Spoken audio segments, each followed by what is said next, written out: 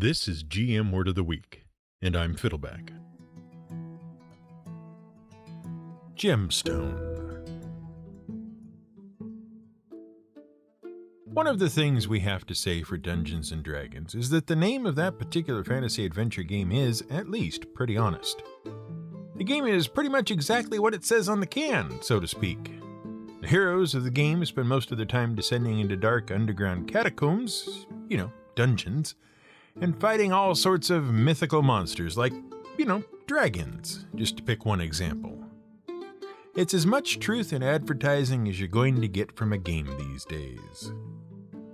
What the heck is Sekiro anyway? What does Shadows Die Twice mean?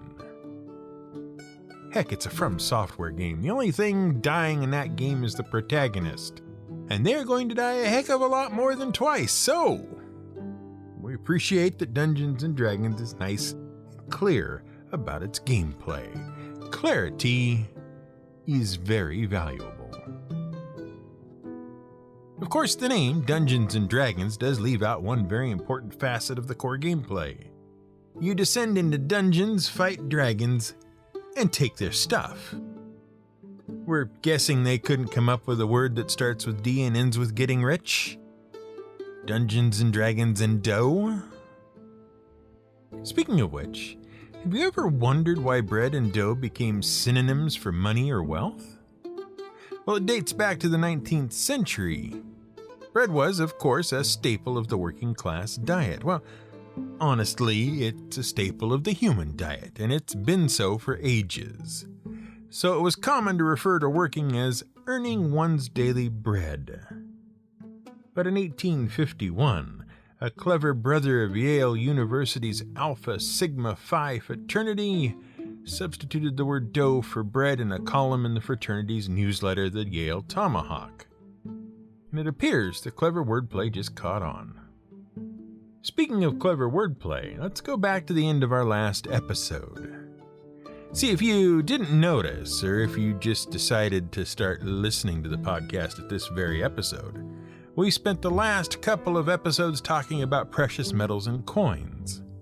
Exactly the sort of stuff heroes expect to loot from the dragons they kill in the dungeons. But those aren't the only treasures heroes expect to find. And as they say, all that glitters is not gold. Well, when we say they, we mean Shakespeare. Though Shakespeare actually said all that glisters is not gold in his play The Merchant of Venice. But in his day, glisters was a synonym for glitters.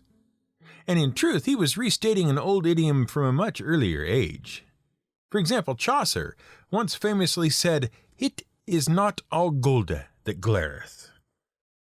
And before him, in the late 1100s, a French monk wrote, "Do not hold everything gold that shines like gold." And there was a Latin quote, "Non omne nitet aurum est," which may have come from Aesop and roughly means not everything that's bright is gold. Heroes' gems and jewels are frequently found mixed in among the gold and silver and copper of every dragon's hoard. And that leads us to the word game we ended the previous episode on. Let's talk about carats, purity, weight, and carob seeds. Now you might have heard the word carat, that's C-A-R-A-T, in relation to both gold, as in 14 karat gold, and in terms of gems, like a 1 carat diamond engagement ring. And this can be very confusing because those two measures are measuring very different things. But it's less confusing if you live in the United States of America. Because in order to clarify the confusion between those two different measures, which we will talk about in a moment, in America, we spell and abbreviate them differently. The fineness, the purity of precious metals is measured in carats with a K, an abbreviated KT. The weight of gemstones is measured in carats with a C, an abbreviated CT. Let's start with fineness of gold, or any other precious metal. Fineness refers to purity, as we mentioned in the last episode. That is, if you have a lump of mostly gold, how much of that lump is actually pure gold, and how much of that metal is something else. It's the proportion of the pure metal to the impurities. and it's generally measured in parts out of 24. So 24 karat gold is 24 parts gold to 0 parts anything else. 18 karat gold is 18 parts gold to 6 parts something else, and so on. Now, there is another way to do it in common use, and that's to express as parts per thousand. So 24 karat gold is actually 999. And that's not referred to, by the way, as carats with a K or a C. That's just referred to as fineness, or abbreviated fine. In the quick parlance of assayers, such gold would be called 3 nines fine, which just means that a lump of gold is 999 parts gold and 1 part something else. Notice that even pure gold isn't completely pure when you measure it like that. That's because it's actually pretty near impossible to completely purify gold, or anything really. The purest type of gold that can be regularly produced is produced by the Royal Canadian Mint for commemorative coins, and it is 999.99 parts gold to 0.01 parts not gold. They call that 5 nines fine, 999.99. The purest gold ever produced was produced in Perth in 1957, and it was 6 nines fine, 999.999. So why is there this weird carat standard that's parts out of 24? Where did that come from? And why is it called a carat? Well, as near as we can tell, that 24-part thing goes back to the Roman Emperor Constantine in 309 CE. Now, if you remember from our last episode, the Romans mostly used silver for their coinage. That's because silver was what they had, but the Romans also won a war against Carthage. Eventually. We've talked about that before. Now, the Carthaginians controlled much of the Iberian Peninsula, that's where Spain is today, during the time of the Punic Wars. Those wars were named because the Carthaginians were actually Phoenicians or Punes that had decided they were a big enough colony to start their own colonies and became their own thing. But after the Second Punic War, the Carthaginians were eventually forced to abandon Iberia, or Hispania as it was called. And what did the Romans find when they moved in? Well, they found that Hispania had lots of silver and gold mines. So it was in 309 CE that the Emperor Constantine started minting a new coin, the golden solidus. Now, this gold coin weighed about 1/75th of a Roman pound, which made it 24 times as heavy as the standard silver coin in Rome at the time, the Roman siliqua. So it was 24 not gold coins to match the weight of one gold coin. And you can see where this goes. But why was that called a carat? Well, because at the time, assayers and money changers and merchants needed a simple way to measure small weights. A silver coin weighed, after all, about 1/17,728th of a pound. Weighing that against a pound was kind of pointless. They needed a small, standard something they could use to balance the scale for small measures of weight. And they used the seeds of the carob plant, Cartonia siliqua. Yeah, notice how the taxonomic name of the plant has siliqua in it? That's why. And actually, it was the Greeks who called it a caration. The Romans called it a siliqua. But as often happened, the Roman method caught on, but with the Greek name. So that's why gold's fineness is measured in carats, and why carats are parts out of 24.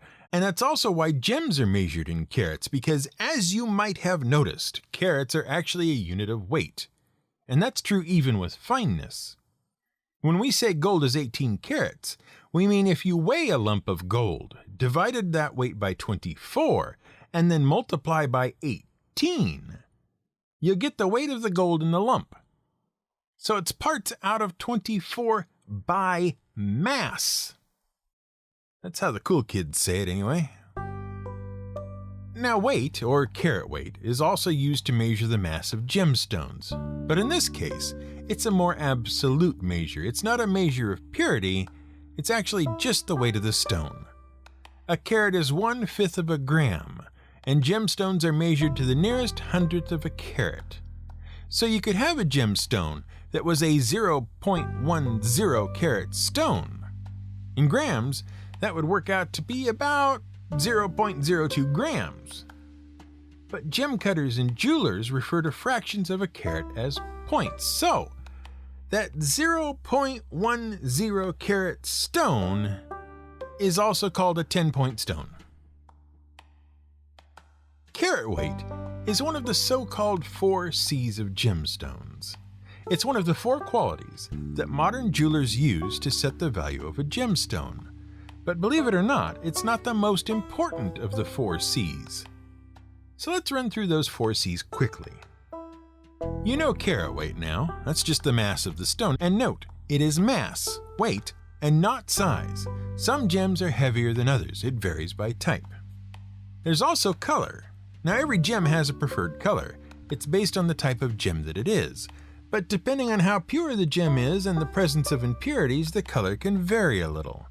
And every type of gem has a preferred range of colors which encompass 3 different qualities. First is the hue. That's what the color actually looks like. Red, blue, green, yellow. That's hue. Then there's the tone, the lightness or darkness of the color. And then there's the saturation, which means how close the stone is to a pure example of the same hue. That is, how red is it compared to pure red? That's color. There's also the cut of the stone. Gemstones can be cut, polished, and shaped in all sorts of different ways. You can have smooth, round, or oval stones, or you can have those neat multifaceted cuts like baguette cuts and cushion cuts and pear cuts and trillion cuts and on and on and on. The cut reveals and enhances the natural beauty of the stone. Finally, there's clarity. Clarity sounds like it refers to clearness, right? But it actually refers to the gem being free of what they call clarity characteristics. That is, a gem with a high clarity has few or no visible imperfections. Now, the imperfections run in 2 different types: inclusions, which are imperfections inside the gem, and blemishes, which are imperfections on the surface of the gem. But the overall transparency of the gemstone is actually also a factor in clarity. Now, every gem has its own particular characteristics, and each gem is sought after to a different degree for different qualities. Rubies are very rare, so they are very valuable compared to topaz. But once you get past that, it's the 4 C's that are used to determine how valuable one ruby is compared to another, or one topaz compared to another. And the single most important C on that list is, surprisingly, color. The brightest, purest colors get the highest prices. So that's how you value a gemstone. But what is a gemstone? Well, that's a tricky question. I mean, we can all name different gemstones: diamonds, rubies, sapphires, topaz, moonstone, bloodstone, jade, amber, pearl, and on and on and on. Fantasy role-playing games are full of lists of different types of gems for the heroes to discover, along with their values in the fantasy economy of the system. But it's actually surprisingly difficult to define gemstones generally. For example, one common definition used by many international groups defines them as minerals that have been chosen for their beauty and durability, then cut and polished for use as human adornment. Fine and dandy. But even our short list of gems included a few entries that don't fit that definition. And they are some of the oldest gemstones that anyone has ever valued on Earth. Take, for example, amber.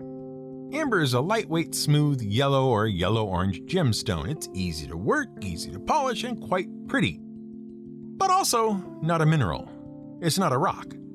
If you read Michael Crichton's Jurassic Park or saw the movie, the original movie, the good one, you know amber is actually fossilized tree sap. It's the blood of an ancient tree hardened into a rock-like durability by passage of geological ages. Another example is the pearl. That's a milky, opaque, opalescent gemstone that is found inside certain shelled mollusks or other animals, oysters for example. Basically what happens is that a piece of grit gets trapped inside the soft body of the mollusk and begins to irritate the thing. The mollusk secretes calcium carbonate to seal off the irritant to prevent it from damaging its soft tissue. It's basically what the human immune system does when it secretes mucus to wash away foreign bodies like pollen. Pearls are basically hardened oyster snot, which also means they are organic, not mineral. Though you could also argue that the mollusk's calcium carbonate is a mineral, it's just deposited by an organic process. But that's just a further impediment to clarity. In point of fact, you can find a gemstone to break each and every part of that definition. Opals aren't durable, they are delicate. Uncut and unpolished gemstones are valued in some cases, and many gems aren't worn as human adornment at all. They're collected and displayed as treasures all their own. There actually isn't one definition of a gemstone, not a good one anyway. The science of gemology, as it's called, is actually fairly new, having only been attested starting in the 1930s, and is fairly unscientific. But the actual practice of collecting gems goes back a long way. And it starts with finding pretty rocks and breaking them.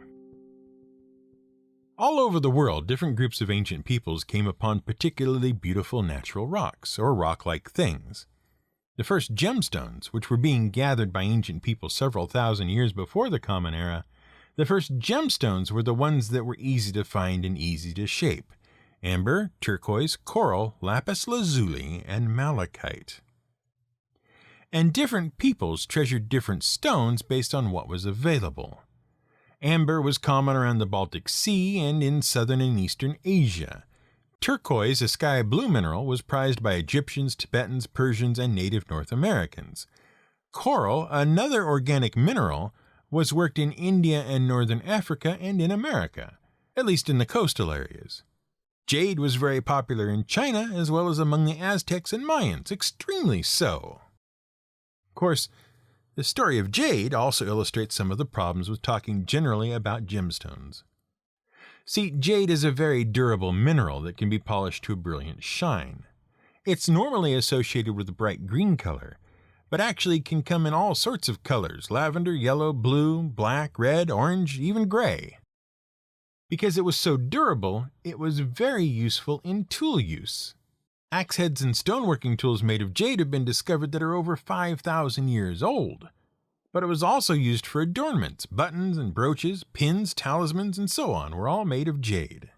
But in 1863, a French chemist studying the mineral made a very interesting discovery.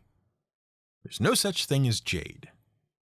Or rather, there were two different things both being called jade, and we later discovered he was wrong.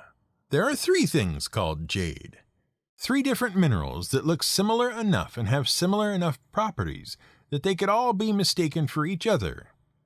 He identified two, which he called jadeite and nephrite. And later it was discovered that what he called nephrite could also be broken down into two different, easily confused minerals.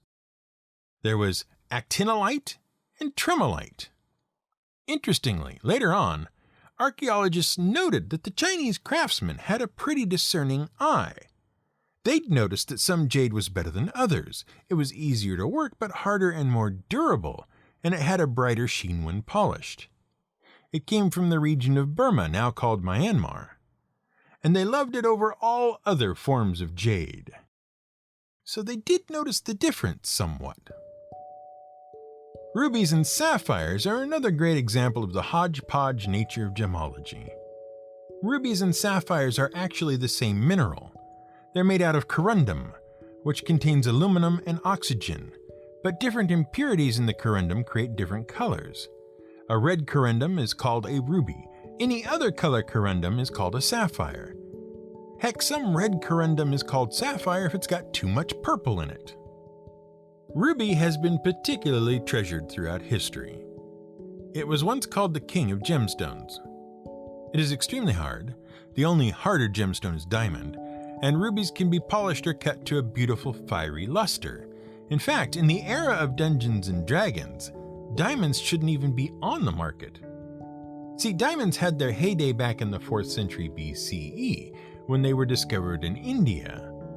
They were prized particularly for their ability to engrave metal, as well as for their beauty, and they were believed to have medicinal powers.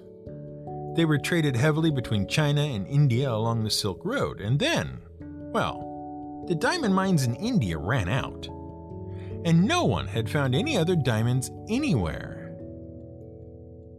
And then, a lucky teenager named Erasmus Jacobs found a pretty pebble along the banks of the Orange River in southern Africa, which turned out to be a 22-carat diamond. That was in 1866. Prospectors found more diamonds, including a massive 85-carat deposit in the region. And suddenly the diamond rush was on in Africa, and boy did they ever find diamonds. They found lots of diamonds. Africa was lousy with diamonds. And so the gem went from off the market to back on the market to actually pretty dang common. Diamonds quickly went from being sought after by the elite to being overlooked in favor of other rarer stones, including the extremely rare red ruby. Diamond mines lost a lot of value, and so, in 1880, Englishman Cecil John Rhodes was able to buy up most of the diamond mines in Africa. He then formed De Beers Consolidated Mines Limited. The value of diamonds was still very low, but with the world's diamond supply mostly under the control of one company, they could limit the amount of diamonds going to market, and thus the price started to creep up. And then in 1947, De Beers hired the N.W. Ayer advertising agency to create an advertising campaign that would push diamond values back up, and up, and up. That was the beginning of the Diamond is Forever campaign that introduced the idea of the diamond engagement ring. Nowadays, almost 80% of all engagement rings worldwide contain diamonds. So the value of the diamond over other gems is actually a pretty modern thing, even though it's reflected in D&D treasure tables. Something else that tends to get depicted in D&D that shouldn't be? All those beautiful multifaceted gems. See, the thing is, you remember those 4 C's? They're all modern. Well, modern-ish. Because actually cutting gems into beautiful multifaceted shapes, that's really hard. Before the mid-1400s, gems weren't cut. The best that could be done was polishing. Gems were polished into rounded or domed shapes called cabochon. The softer, easier to work ones could be drilled or bruted. Drilling is the practice of fracturing a gem by hitting it with something hard. Bruting is the practice of grinding the gem surface smooth. But lapidary, the process of working, forming, and finishing gemstones, that only got started with the development of sophisticated grinding wheels in the 1400s like Idar Oberstein in Germany. Until then, most gems were polished and engraved pretty-looking rocks, or rock-like things. Cut and clarity just weren't an issue. Just like clarity still isn't, and will never be, an issue in defining gems or modern gemology. Or in the names of our favorite games. After all, gems are valuable because they're pretty, and games are valuable because they're fun. And that's why it's always the gem's color that wins the day. This has been GM Word of the Week. It's written and researched by The Angry GM and produced by me, Fiddleback. You can support us on Patreon at patreon.com/GMWordOfTheWeek. You can find more at gmwordoftheweek.com and theangrygm.com.